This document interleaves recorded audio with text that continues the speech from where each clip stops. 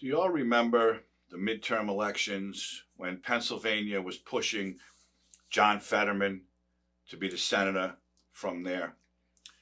The man who had suffered a stroke, the man who was not capable of forming full sentences because of his stroke, the man that every time you saw him, his wife was by his side, basically speaking for him because she wanted it more than anything for her husband, who was a mayor at one time and was then a lieutenant governor. She wanted him to be a United States senator.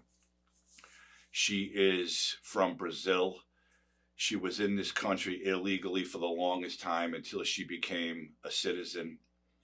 And for some reason, she insisted that this man, as sick as he was, keep this going and become a U.S. senator. Well, he did. He won. I don't know how, but he was running against Dr. Oz. I don't know, I guess Dr. Oz was bored sitting in his mansion and he wanted to do something else. But Fetterman won that seat and he went to Congress and he was sworn in as a U.S. senator. And not long after that, he checked himself into the hospital. He was at a Senate retreat and he was feeling lightheaded. And at that time, his staff had said they were speaking with him, he was fine and everything was going to be fine. And it's not fine. This man is a sick man. He was throughout the whole campaign, and he still is now. But let me show you a clip just to give you a reminder of who I'm talking about if you happen to forget. And this is proof that he should not have been campaigning for anything, and he should not be a U.S. senator. Count on us to eliminate the filibuster. What is wrong with demanding for an easy, safe kind of their income, a path to a safe place for them to win? Send me to Washington, D.C. so I can work with Senator Casey and I can champion the union way of life in D.C. Abortion is the ballot now in November.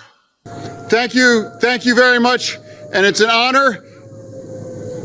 I live 8 minutes away from here, and when I leave tonight, I got 3 miles away, Dr. Oz in his mansion in New Jersey. You've got a friend and you have an ally. Send me to Washington. So apparently, and before I continue, let me say this. I do feel bad for the man. I don't wish illness on anyone. I don't care what political party they are. I don't care who they are, what race they are. I don't wish illness on anyone, especially having a stroke and being like Fetterman is today. Now, they want us to believe that he would be okay once he got through the campaign and once he got to D.C. They wanted us, which doesn't affect me, but they wanted the residents of PA to believe that he was going to go there and do the job that he was elected to do. When all throughout that campaign, he could literally not put a sentence together because of the effects of the stroke he had. But for some reason, somehow, some way, they elected him and they sent him to D.C.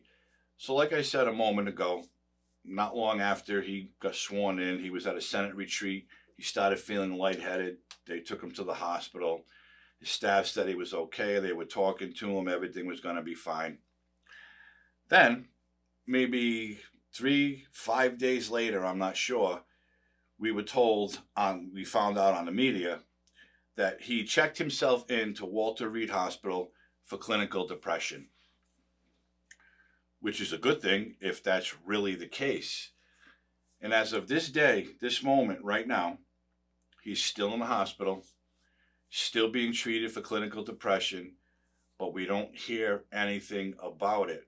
And I get that medical records and whatever your diagnosis is, that's all private. I get that. But this is a sitting U.S. senator. Why are the people of Pennsylvania not questioning this, not demanding answers? Okay? His staff would want us to believe that he's going to be fine, but he's going to have to be in the hospital for about 2 months. But they insist this has nothing to do with the stroke he had. I just find it hard to believe. I mean, I understand depression is real, but didn't they know this in the beginning? Didn't they know he was depressed? Maybe he was depressed because he had a stroke and because of what the stroke did to his brain. It caused him to be depressed. They all knew the truth, but they didn't want to have someone like Oz or anybody else, a Republican, win that Senate seat. And Fetterman was their best bet because they knew if they got him into the Senate, they could control him. They could make him vote the way they wanted him to vote. And they knew there was not going to be a problem because the man is a sick man. The stroke affected his thinking in a big way. He can't speak. He can't hear well. He can't even read a teleprompter well that they have for him during hearings or even during the campaign. But they insisted that he was fine. All the effects that he suffered are going to go away, and he's going to go to D.C. and work for the people of Pennsylvania. And we all know that was a load of crap. That was the dirty Democratic Party doing what they do best to make sure that the other political party did not win that seat because they needed the votes to continue Joe Biden's destruction of America. And nowadays, it's just apparent that no one cares about anybody. We know that this administration does not care about the little people. We know that Joe Biden does not care about East Palestine, Ohio. I bring that up a lot, but it's a talking point because these people are hurting. Their water, their soil, their air is poisoned, and this federal government does not care, even though they say they do. No one cares about John Fetterman because he's not there in the Senate chamber right now. So who's missing out or who's losing out? The people of Pennsylvania are losing out, and the Democrats don't care. So if in fact he really did win this election like they say, what about all the people that voted for him? What about what they want, what they need for their community?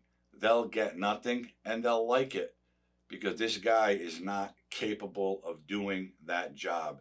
He wasn't during the campaign and he certainly isn't now.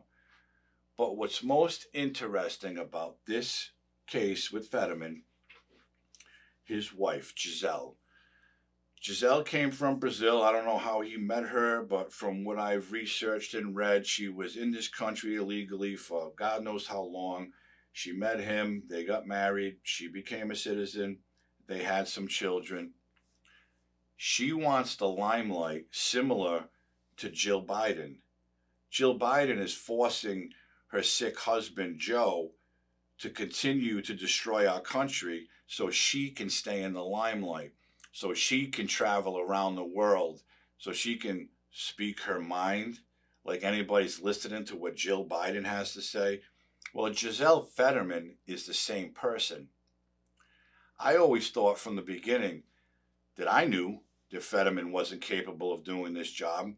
So she did most of his talking. She did the interviews. She invited the mainstream media into their home because she had aspirations of being the U.S. Senator from Pennsylvania. And in fact, I believe all the Democrats knew that. They knew there was going to come a point where Fetterman was going to step down and they would hold a special election. And guess who would get elected? Giselle Fetterman.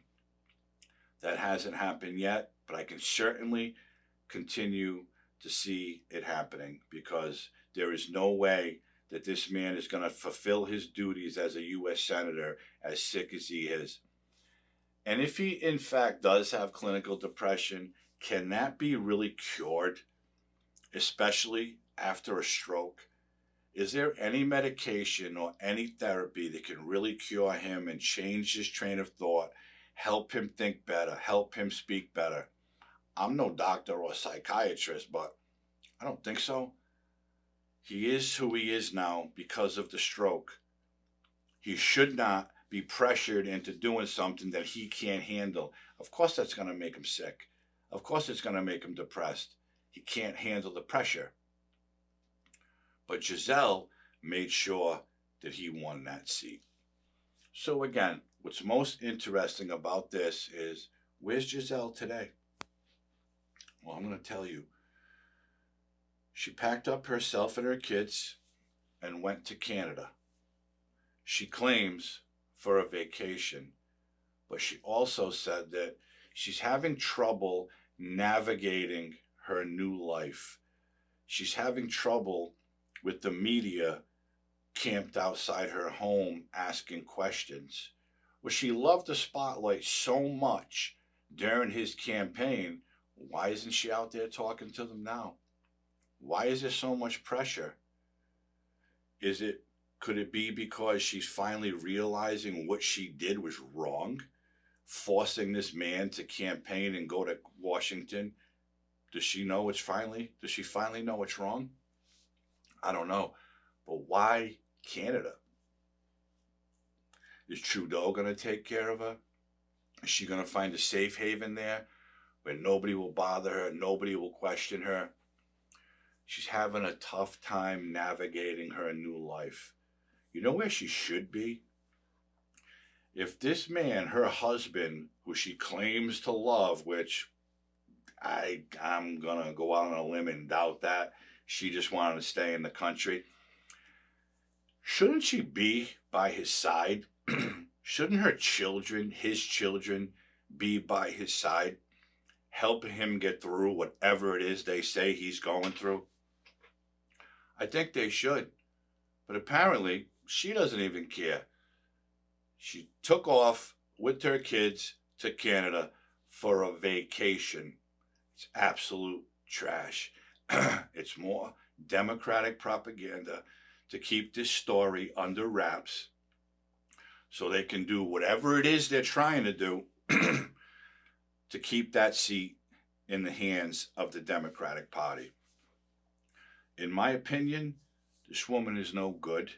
She was no good from day one. She used this man entirely to become a U.S. citizen for her own personal gain.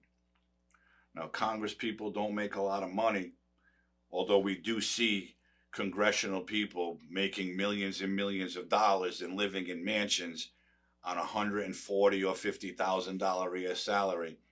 How's that possible? There's nothing illegal going on there. Oh no. They save well. They invest well. It's all bullshit. This woman needs to come back to the United States and answer some questions, especially for the residents of that district that he swore an oath to take care of.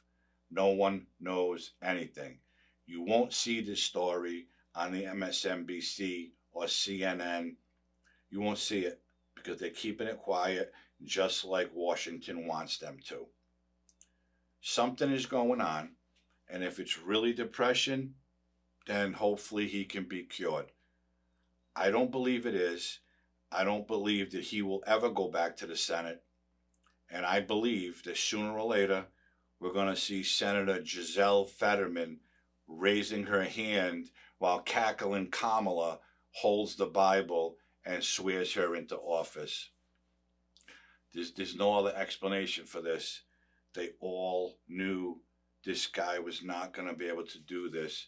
It's just like Joe Biden. He cannot do the job. They know it. The whole entire United States knows it. But Jill needs to stay relevant. She needs to stay in the limelight. And that's what Giselle Fetterman wants to do. So will she come back from Canada? Who knows? Is she really on a vacation? Who knows? But the fact remains, people want answers to questions that they're not getting, and someone needs to just once tell these people the truth as to the health of their sitting U.S. Senator who is in the hospital for a couple of months treating depression. In my view, it's just another Democratic political scam that somehow it's just going to unfold, and all of a sudden, yeah, he can't do it. We're going to have a special election. And oh, Giselle, you want to run? Oh, good. And she's going to get that seat. This country is on a slow train to nowheresville with the administration that we have. People just need to wake up and see it, because if anyone can honestly in good conscience say that they believe the United States is on the fast track to being the greatest country ever again, they're lying to themselves, because we're a laughingstock, and that needs to change. And that's it. Thanks for tuning in. If you haven't liked this video, please hit the like button and subscribe to this channel. Hit the notification bell and share this video with someone. I'd appreciate that. Hope everybody's healthy and safe. Have a great day, and I'll see you soon.